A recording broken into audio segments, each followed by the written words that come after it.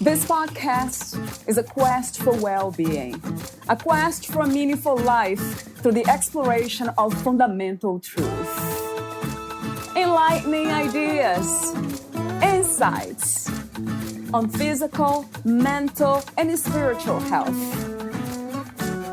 The inspiration is love. The aspiration is to awaken new ways of thinking that can lead us to a new way of being well. Welcome to Body, Mind, and Soul Healing Conversations.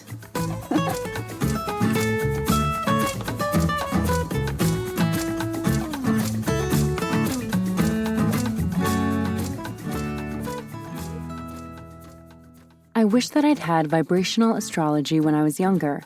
My currents explain a lot of things about myself that I couldn't verbalize before, even though I knew they were there. It identifies very critical parts of yourself that can't be seen by the naked eye in the natal chart. It's a vital tool for coming to understand yourself and not struggling with who you are, says Clarissa.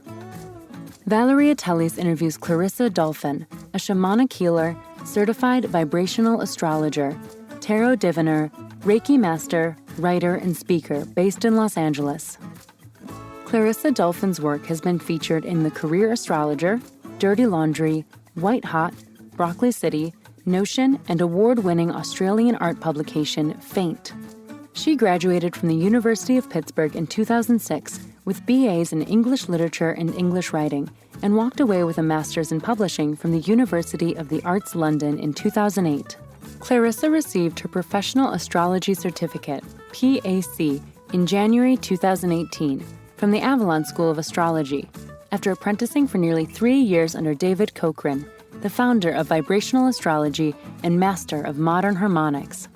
Clarissa's breakthrough astrological research projects include the discovery of the meaning and interpretive application of the lunar nodes, the quincunx aspect, as well as parts of fortunes and spirit in vibrational astrology. She regularly presents her research discoveries as a lecturer in various venues. She was elected to the board of directors for the International Society of Astrological Research in February 2021 to serve until 2025. Meet Clarissa at siderealsoul.com. Here is the interview with Clarissa Dolphin.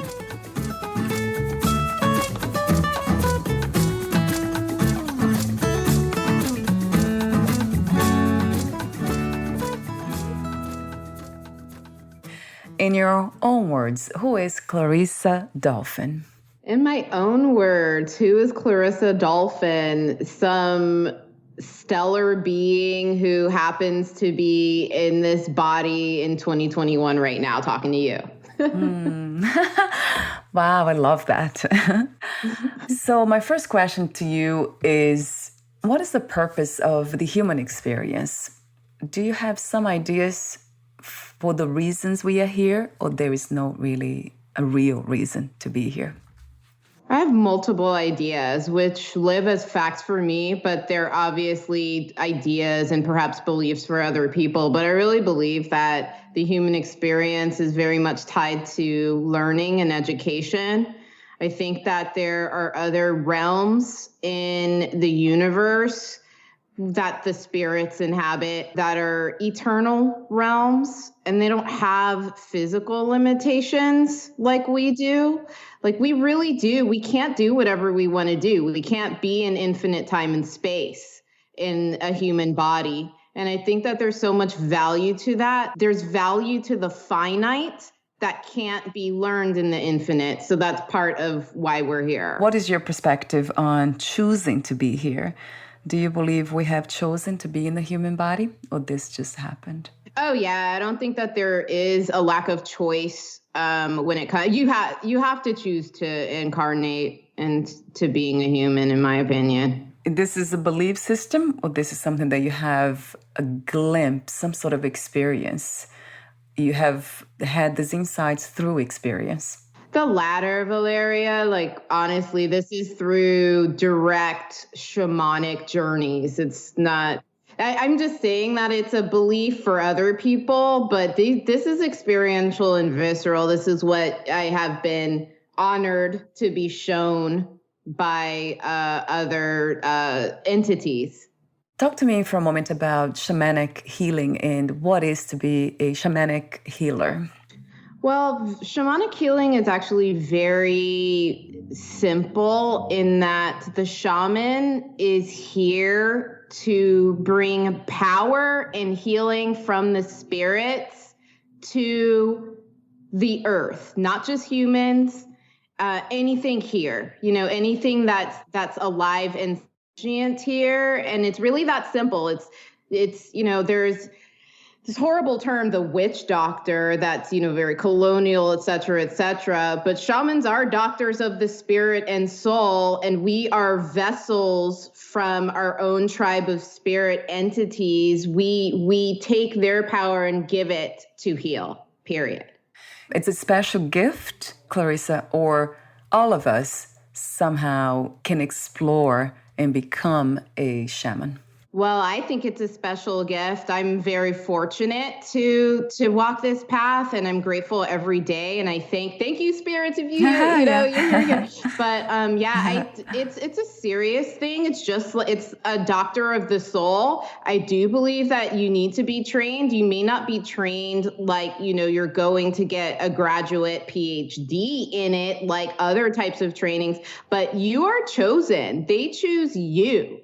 It's different from, taking up a meditation practice or anything like that, because it's not personal. You're starting to deal with shamanic work can be dangerous, and you do need a commitment shown over many years. And quite frankly, if anybody out there who has gone through the shamanic death process, I know you feel the pain, like it's not a joke. Oh, wow. What is that? Now you made me curious. Shamanic death. That sounds interesting to me.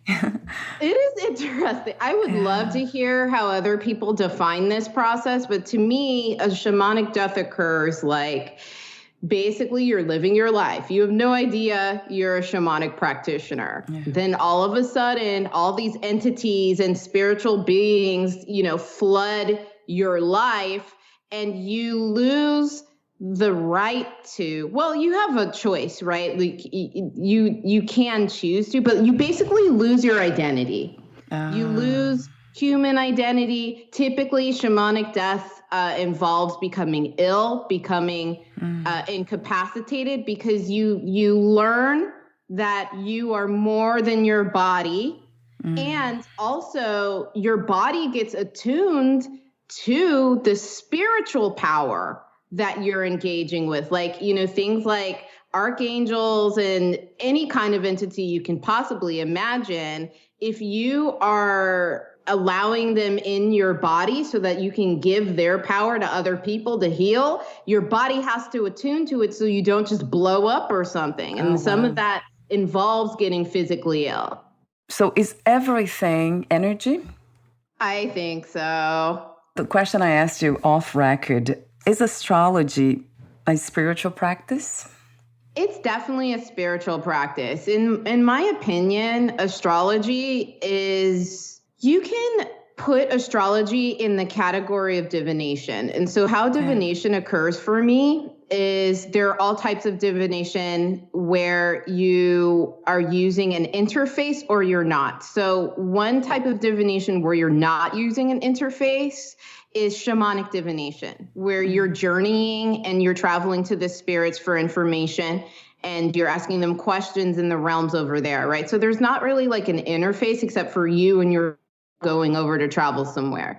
But there are also divinatory tools that we have here that doesn't require something like a shamanic journey, such as astrology, tarot divination, throwing runes, even dice or I Ching, things like that. So there are different types of divination like that. So like I Ching is more probability oriented. So is tarot. So it's literally kind of like throwing a dice and, even bones, things like that. If you read bones, there's that. And then there's astrology divination, which is very specific because the way that the astrology chart is erected is such that it's the collapse of all these great planes from the earth that are projected into the sky. So if you're thinking about the equator, it's just like a map. It's a map of where you are on earth in relation to space-time. So how astrology is distinct in this divination situation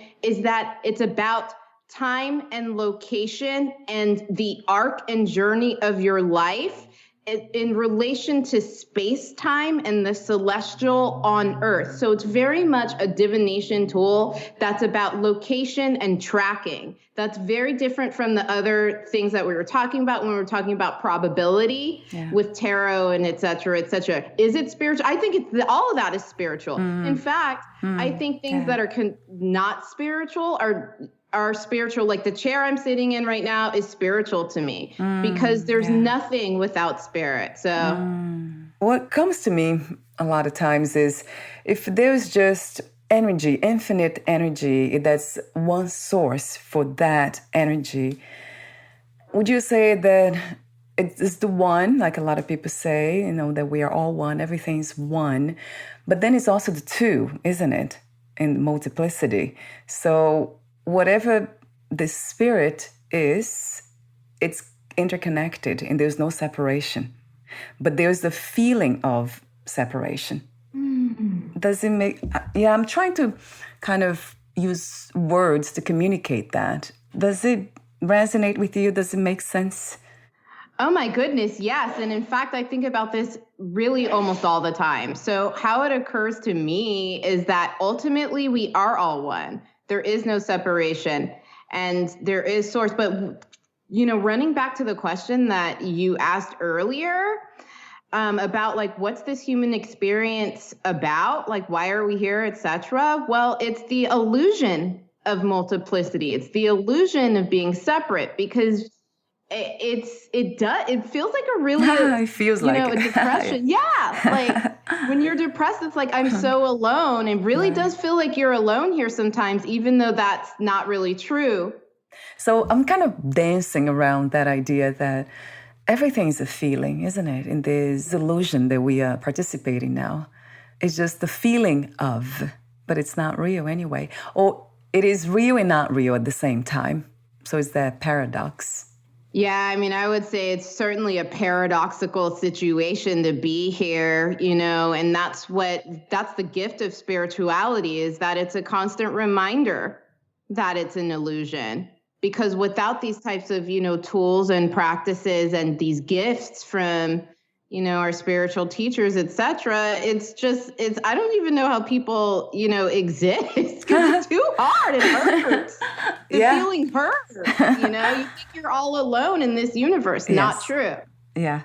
And I wonder how that happened. Do you have some ideas? How did this come to be of the feeling of separation? Because in a way, when we're children, we feel connected to everything, to life itself. There's no separation. We are just most of us as children, so joyful and open and curious and free. And then all of a sudden something happens and then we realize that it seems like it's a realization that we are in the body and then we begin to describe everything. And do you wonder that too? Have you tapped into that in the beginning? I don't know if it's possible to know exactly when that happened. Like for you, when did that happen? The separation thing? Yeah, the feeling of separation, right. I think the feeling of separation probably happened during some type of distinct trauma or something, some type of like really painful point of growth and development. It's like, that curiosity is dangerous or whatever. I probably told myself that at that point. That's probably very similar for a lot of people. It's probably just pain and survival. Kicking in, well, I can't believe that anymore. That's not true or whatever because you got hurt. What are some of the misconceptions we have about healing? Ooh, That's a loaded question. I think there are a lot of misconceptions about healing. The primary misconception that is, I think, spewed out in the mainstream or just there is that you can't heal. Right. That's something that, and that there's a certain exact path that must be taken in order to heal. Right. No. Everybody takes their own healing path, and there are multiple resources to heal. But the ultimate thing is that you can heal, period. No matter what has happened to you, healing is possible.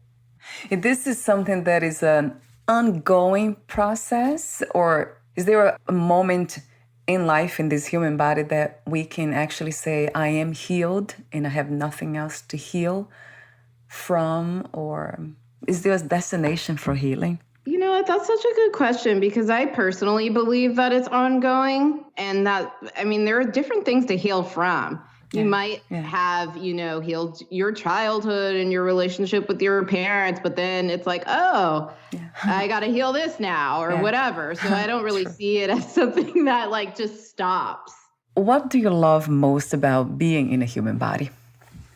I love sensuality. I love the touch sensory. Yeah. I love smell. I love all my senses. Smelling, eating. Give me some donuts right now. I'm the happiest person in the world. Yeah. That is so cute. The donuts, that came to mind. That came to this moment. That's cute. And my last warm-up question is true power. How would you describe what true power is? Well, I have a very distinct definition for power. Yeah. Power for me, so there's spiritual power, which to me is power that healing entities from beyond and who live in ethereal realms give to us, which is basically source power. It's like infinite energy. Right. It's beyond energy. It's everything. So there's that. And then, in terms of personal power, I don't really know. I think power is really when you feel whole and there's nothing wrong with you. And that you can show up and you can share. That to me is power. I love that, of course. That's a beautiful, beautiful answer. Yes, yeah. Yeah, so love that answer. It resonates deeply. Vibrational astrology. I never heard about this kind of astrology. Talk to me about that, and also the difference between conventional astrology and vibrational astrology. Sure. Okay, so in a nutshell, vibrational astrology is relating to the chart as energy versus myths or archetypes. So how it's distinct from conventional astrology is that, in fact, it literally aligns with modern discoveries and theories in quantum physics completely. Things like the God particle, which is actually related to what we've been talking about, which is this infinite, right? But the way that the infinite shows up in vibrational astrology and the chart in general is really through fractal sacred geometry. So all these shapes that, if you think about, have you heard of the Fibonacci sequence or the golden ratio? Well, these are things, if you've heard of that. Yes. So this is a pattern that repeats in nature, everywhere. Flower petals, whatever, your DNA code, your human fingerprint. So these patterns also exist in the astrology chart.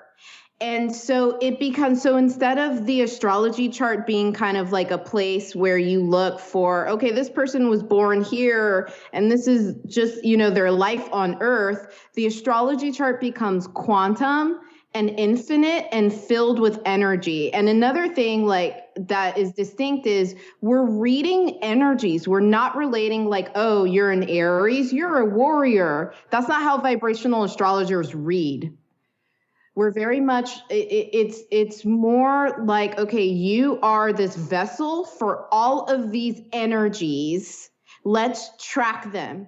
When you talk about these patterns that repeat themselves everywhere, nature and us connects everything, then I wonder what kinds of energies besides that one are there? So many. You're so right. We're a collective storehouse for all these varying energies. And you're right that everybody is distinct in their energy patterns. Like, for example, I'm so excited. I'm so loud. I'm a very strong 11th vibration person. And 11 is very intense. It's dynamic. It's moving all the time. So, and that's my energy. And when I'm with a whole bunch of other 11s, I mean, we're screaming down the street, we're going to turn the music up, but I'm also a 7 vibration, which is very deep. It's very spiritual. It's very still, totally opposite of the 11. And this is where I commune, and I'm able to commune with the spirits or pray for like 2 hours or read a book or whatever. Right. And so I am just one person with all these different patterns and energies, and I reflect them all. How do we find out? Like, that's what you do as a vibrational astrologist. You create the charts for all of us. Do you have a system on your website where we just enter the information and then we find out for ourselves? Yeah, so unfortunately, there isn't like an app or a widget yet where you can just go online. So yeah, you would have to book a private session, and it's just with me or another vibrational astrologer. And it's really, you need a few things. You need your birth location, your birth time, your exact birth time, and your birth date. And then I'll find them for you and let you know which ones you are. Yeah, that sounds interesting. Why is the time so important, Clarissa, in astrology? I noticed that. The exact time, it's almost required. The time is so important because the delineation, the divination could be totally off if there's a wrong time. So for regular astrology, the ascendant, like you hear people talking a whole bunch of a lot. Like I'm the sun this, my moon, and my rising sign is whatever. Yeah. So your rising sign moves a degree every 4 minutes of time. So if you are born at if your mom said you were born at noon and you were really born an hour later, that is so many degrees difference. It totally throws off your reading. That's not really who you are. And in vibrational astrology, all these numbers that I was talking about, like the 7 and the 11, the vibrations and the frequencies move as many times faster than the natal chart. So for example, the 7 vibration is moving 7 times faster, the 137th vibration 137 times faster. So then in that case, your birth time is even more important than in conventional astrology. Yeah, for accuracy. It fascinates me. That's so technical and mathematical. I was reading about it. I'm like, oh my God, I don't understand any of this, because I'm not technical at all. I have a hard time with numbers. But I do like numerology for some reason. That attracts me. It has been for years now. I have no idea why. So you are a shamanic healer, vibrational astrologer, and I said astrologist, so I apologize for that, astrologer, and tarot diviner, and Reiki master. All these services can be found on your website, the information for them, right, Clarissa? Yes, all of them are there. Your clients, when they hire you, they go through all these services. Do you find the right one for them, or they usually already have a clear idea of what service to hire you for? My clients typically have a clear idea, but if you have any questions, go ahead and ask me. Feel free to contact me. I love answering questions. Wonderful. I'll have your link on your podcast profile. And let's see, I do have a few more questions for you, the ending questions. Before that, would you like to add anything that we didn't discuss? Yeah, I just want to say that I also share your aversion to numbers. and just like anything math and technical. So it's such a trip that I ended up being a vibrational astrologer. I share your enthusiasm for numerology too. And vibrational astrology isn't exactly like numerology, but what I'm discovering as a vibrational astrologer is that math is mystical. And that these numbers are just like software engineers build all these new functionalities and whole worlds just from sequences of 0 and 1. True. That's how everything is built on this crazy quantum level. So I have a whole new appreciation for it when I got like a C- in geometry in high school. Now I'm like, oh my God, like these are like, this is the access to the universe. And it's so beautiful because you can feel all the numbers. So it's possible not to hate numbers. That's true. Yeah, that's good. That's good to hear. And it has been my experience in the sense of, for some reason, numerology came to me and then it kind of resonated. But yeah, that's true. And I feel strongly that resonance with numbers. I don't really try to know too much about it. I guess I don't explore more, but at the level of knowledge. But there is this energetic resonance that can be very much felt. So my last questions to you, Clarissa. Let's see. Yeah, what is another word for healing? Union. Union. Yes. A billion times to that. And if you knew you would die soon, meaning leaving the body, losing the body, would you make any change or do anything in a different way? No, I don't regret anything. I'm grateful, and I'll depart when I got to. That's a beautiful answer. And my last question is, what are 3 things about life you wish everyone to experience before they leave or lose the body? Joy, enthusiasm, and love. Yes. Thank you so much, Clarissa, for your beautiful energy, your presence, your wisdom, and everything else that could be felt. Before we say goodbye, where can we find more information about you, your work, services, and future projects?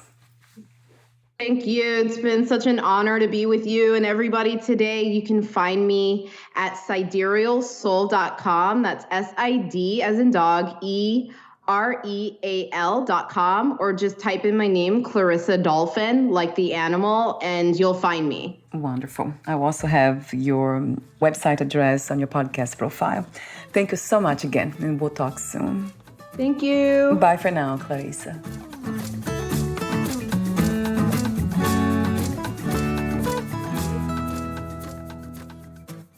Thank you for listening. To learn more about Clarissa Dolphin and her work, please visit siderealsoul.com.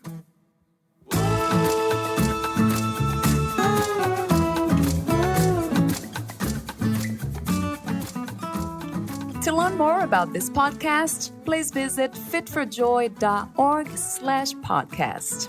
Thank you again for listening, and bye for now.